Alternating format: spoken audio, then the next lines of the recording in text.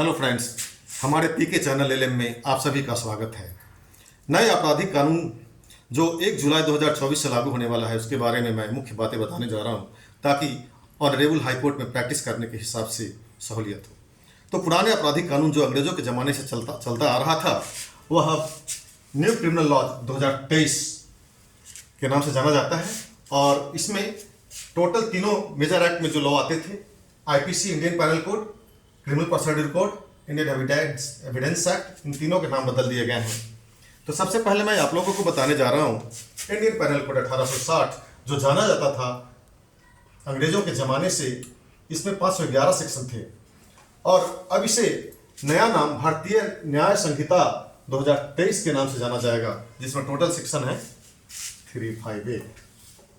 यानी कि आईपीसी में पहले टोटल सेक्शन थे 511, अब हो गए हैं 358। उसी तरह से सीआरपीसी 1973, इसमें टोटल सेक्शन थे 484 और इस सीआरपीसी यानी क्रिमिनल प्रोसीड्यूर कोड को अब जाना जाएगा भारतीय नागरिक सुरक्षा संहिता 2023 के नाम से।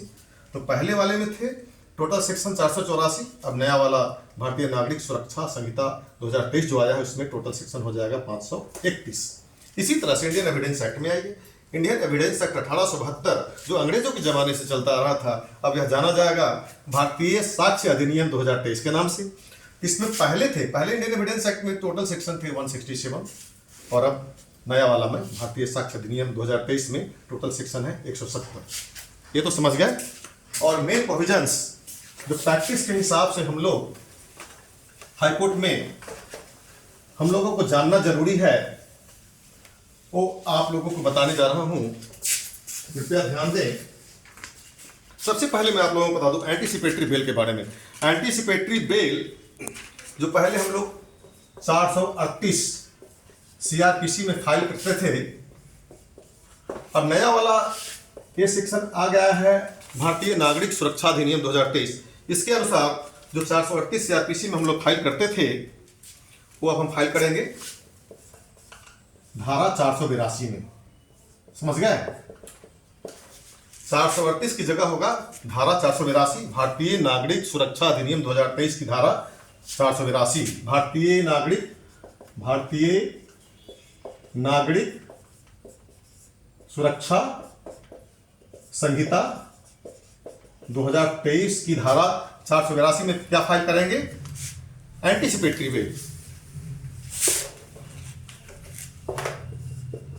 एंटीसिपेटरी बेल, ठीक है, देख लिया आपने। इसी तरह से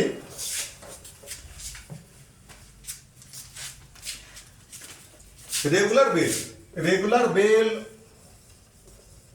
जो हम लोग ओल्ड में फाइल करते थे 439 सीआरपीसी में, अब भारतीय नागरिक सुरक्षा संहिता 2023 के अनुसार हम लोग रेगुलर बेल फाइल करेंगे धारा 483 में, ठीक है। इसी तरह से क्वैशिंग, अब आइए क्वैशिंग में। फॉर